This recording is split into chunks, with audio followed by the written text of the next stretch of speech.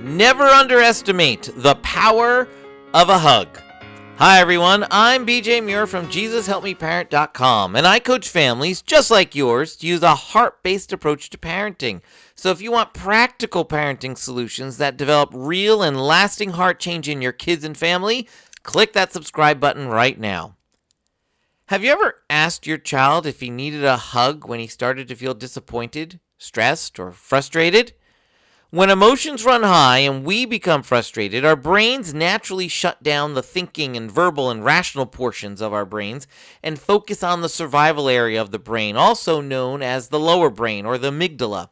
So this is not the time to start talking about the problem because, quite frankly, our brains aren't in a condition to start talking usually. This is true for our kids as well. This is where my take a break strategy can really help your kid. But some kids don't need to take a break at this moment. Sometimes they just need a hug. There is nothing verbal about a hug.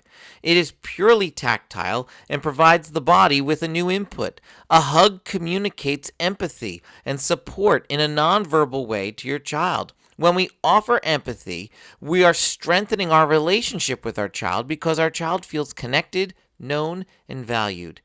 A lot happens in the brain and body when we get a hug, including releasing of dopamine and all kinds of other good things. That dopamine can start to help our brains calm down and the amygdala quiet down so we can get back to the thinking and verbal and rational portions. So sometimes a hug goes a long way.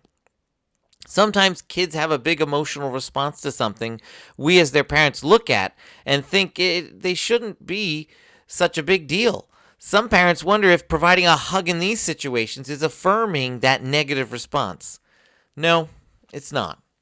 Your kid wasn't looking to cry or become upset in that moment. They weren't setting out to throw a fit. Those tears you're seeing are genuine expressions of your child's heart response at that moment. And in the end, we want our children to be able to handle disappointment and stress and frustration independently and with a much milder response than they're having in that moment. But right now, your kid is just a kid, and those emotions you're seeing are letting you know that he's working on his response, but he's not quite there yet. Disciplining him or telling him to grow up at that moment won't get him to where you want him to get to any faster. It only puts distance in the relationship between you and him right now. There's a time to work on emotional regulation and how to respond to these situations, but in the moment is usually not that time.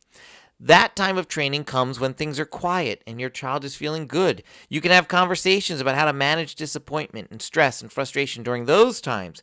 But this moment right here, when your kid is struggling, is not the time for training. It's the time to see how well that training is working and what else your child needs from you at that moment. So the next time your kid's struggling with emotions, consider offering a hug and see what happens next. Want to learn more about how to do this? Check out my latest videos on YouTube for more. And don't forget to hit that subscribe button and follow on Facebook and Instagram for daily parenting tips, strategies, and inspiration that help you parent using a heart-based approach. Thanks so much for listening, and I'll talk to you soon.